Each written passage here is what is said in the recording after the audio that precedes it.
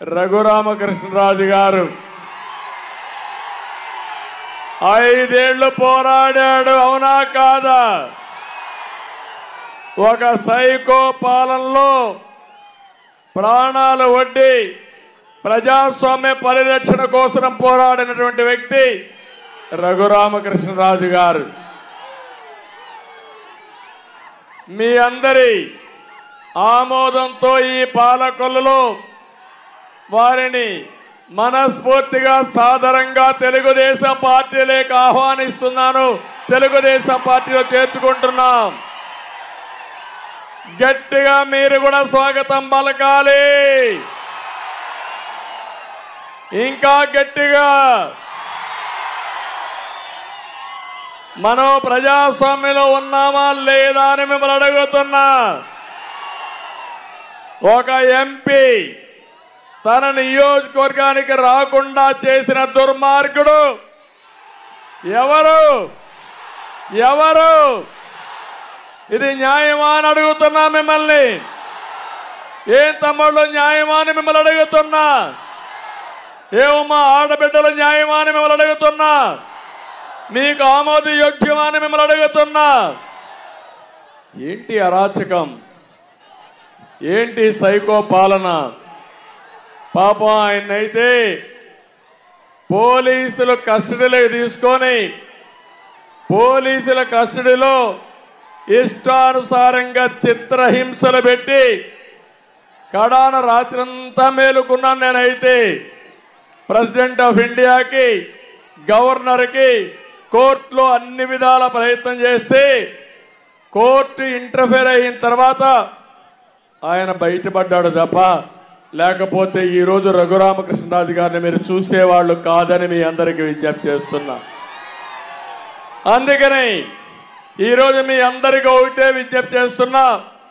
ఒక దుర్మార్గుడి పాలన నుంచి ప్రజాస్వామ్యాన్ని కాపాడుకొని మన పిల్లల భవిష్యత్తు కాపాడుకోవాలంటే ఇలాంటి వ్యక్తులు కూడా కలిసి పనిచేయాల్సిన అవసరం ఉంది.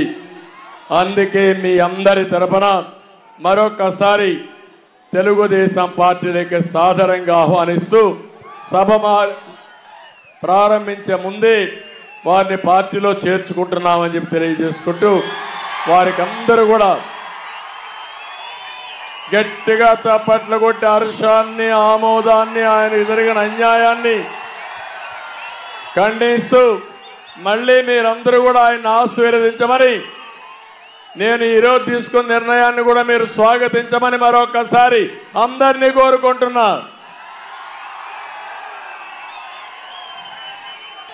గతంలో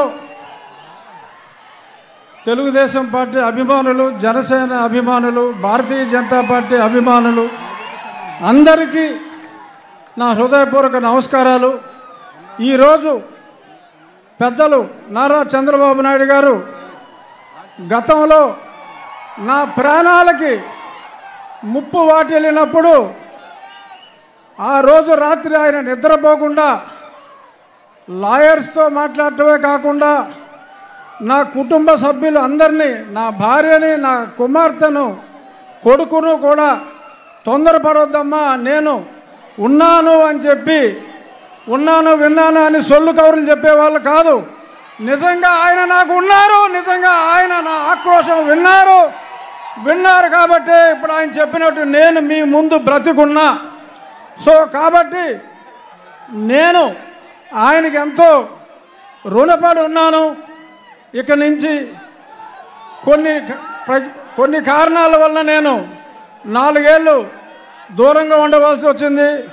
అయినా చంద్రబాబు నాయుడు గారి చొరవతో ఈరోజు నేను మళ్ళీ మీ ముందుకు రావడం జరిగింది. ఎప్పుడూ నేను ముందుగా చంద్రబాబు నాయుడు గారికి, అలాగే మీ అందరికీ నేను రుణపడి ఉంటాను. మీ రుణం నేను తీర్చుకుంటాను.